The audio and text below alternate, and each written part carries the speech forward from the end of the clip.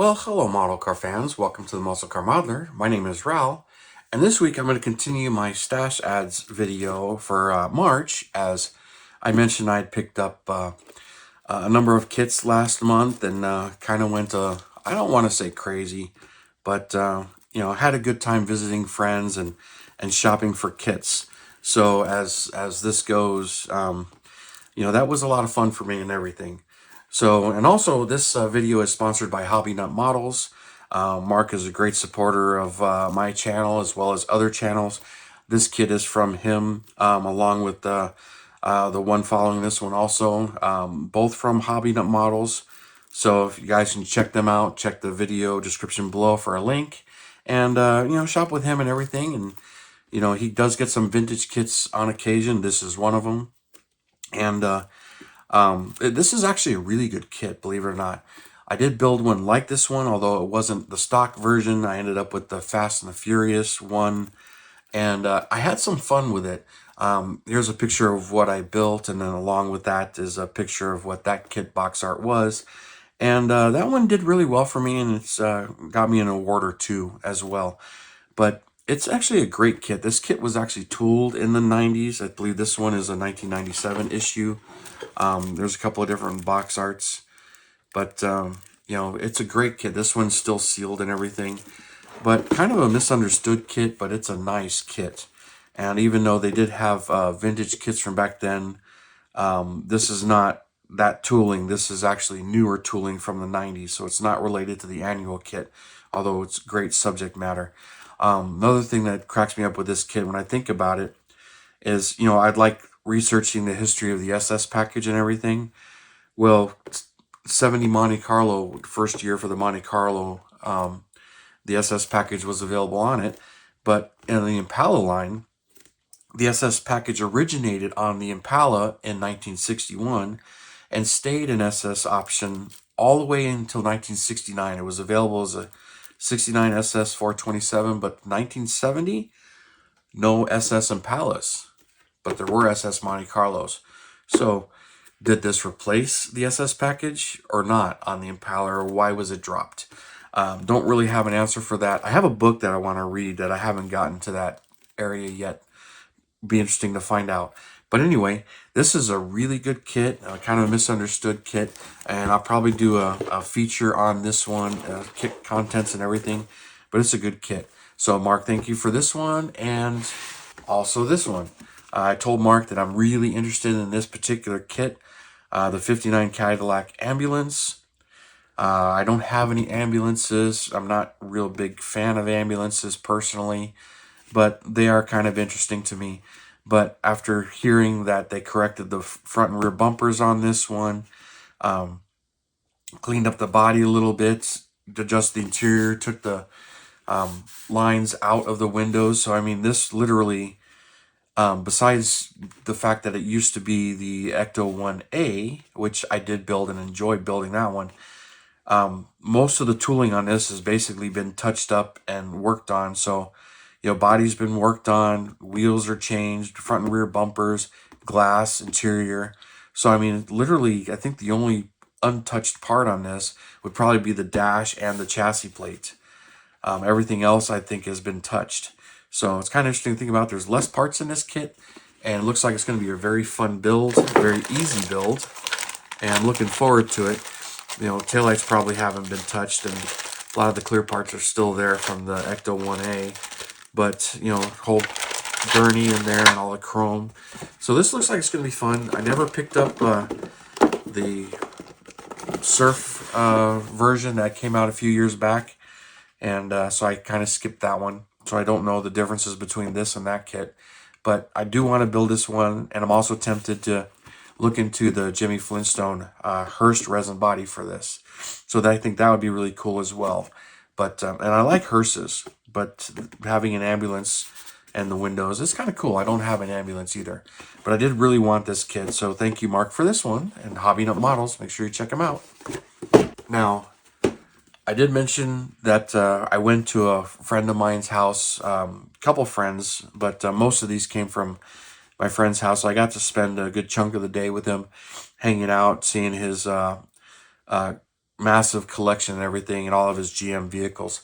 And this is one of the ones that I picked up from him. And this is a great kit. And it's become a very desirable kit and a hard kit to find. I didn't need a spare or anything, so he had this one at a good price. I'm like, yeah, I'll take that from you. Love to have an extra one because this one has some great wheels in it, the hood, the bench seat, the plain grills, the non-SS parts.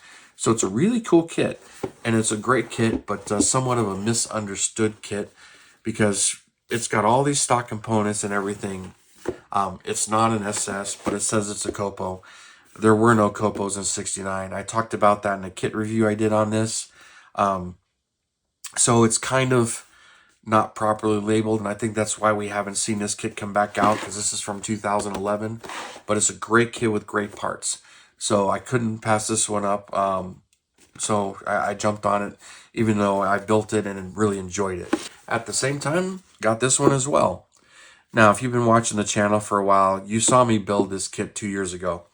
And great kits. Really enjoyed it. I built the AMT version as well. But this one is just by far a much better kit. And, with that being said, it's great. Now, it's got all the SS parts in there. It's kind of funny.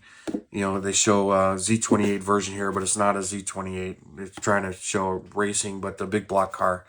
But some cool stuff in here. But this is a great kit, but it's become hard to find. And same thing, only issued the one time. Hopefully Revell does reissue this one or do some changes to it. But, I have some plans for this, but I'll explain that in a minute. Because he also had this one, the sister to it. Now, this one I had to have, and then getting both of them really fulfilled my plans, what I intend to do with both of these. So this one is the 67 Nikkei SSRS 427, and there's some great parts in this one. And then this one was issued in 2015, a few years later. But a great kit. You can kind of see my notes here of all kinds of stuff here. And it's got some of the stock parts in it as well. But my plans for this is I want to kit bash these two kits together. This one has the RS parts. It has the hood, which the Yenko has the same hood. So I want to use this Stinger hood, make a 67 Yenko. But I want to make it a regular SS with the regular standard interior. This kit has the deluxe interior and all the RS parts. This kit has the regular SS non-RS parts, the SS hood, and the deluxe interior. Or no, this has standard interior. This one has deluxe interior, if I can get it straight.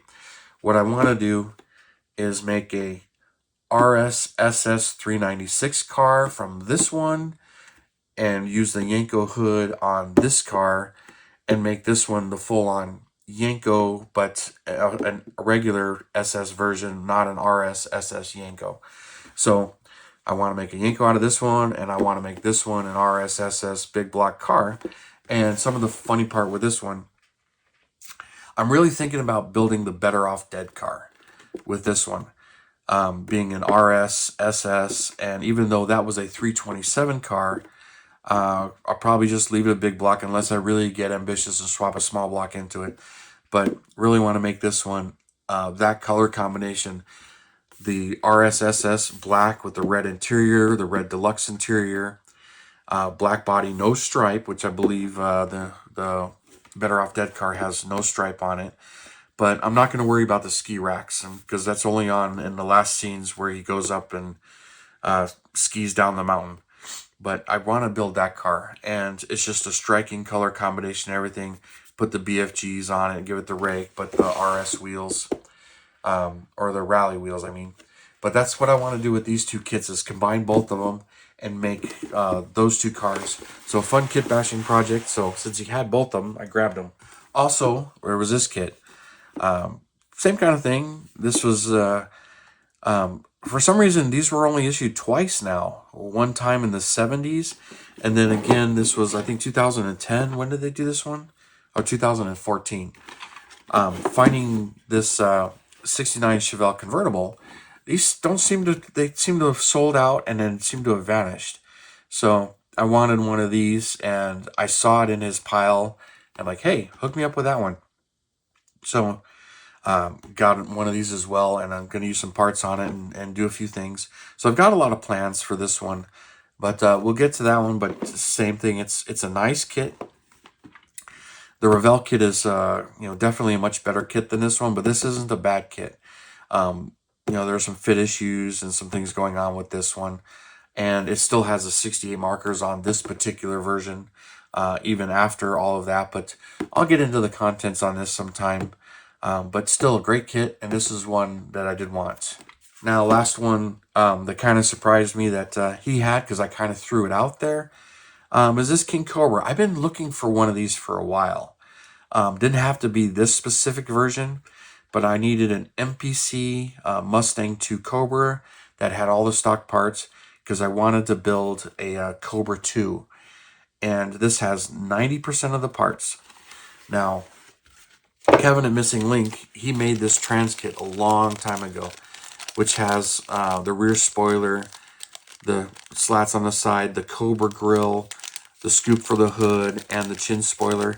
So I've had these for a long time, and I've been slowly looking for one of these kits to build with all the stock components. Now, my buddy, he had this kit, and the box isn't perfect. The decals are missing. It did have the stock wheels in it, which is really nice. Those are in it as well. So got those parts. So I'm pretty sure everything is in here except the decals now that I would need to build a 77 Cobra 2, which is what I wanted to build. Kind of an interesting footnote in the Mustang history. For the longest time, I've kind of ignored Mustang 2s. But some of them came with 302s. My brother had a friend that had one with a 302, and out off the showroom floor, they were pretty decent, but you could modify them up and they could be a real screamer. But that particular car, the Cobra 2, really been wanting to build one of those and add that to my Mustang collection. But this is one body style that I did not have one, but I wanted this specific one, and finally got it. So this one I'm really, really happy to get, and don't know when I'm going to get to this one, but I'll be probably ordering the decals for it real soon. But that's going to finish this particular video, you guys. So, it's kind of funny. I haven't purchased anything yet this month, but the Desert Scale Classic is next weekend. So we'll see what I find there, because there's bound to be something that I'll find or some deals. So, but don't really have anything in my Holy Grail list, but you never really know what's going to come up. As, my visit down to my friends scored two of my long time been wanting, but not dying to have. And this was the other one. But you guys, thank you for tuning in, subscribing, and all your comments and your support and everything. I really do appreciate it. And you guys, you have a wonderful weekend, and I will see you next time.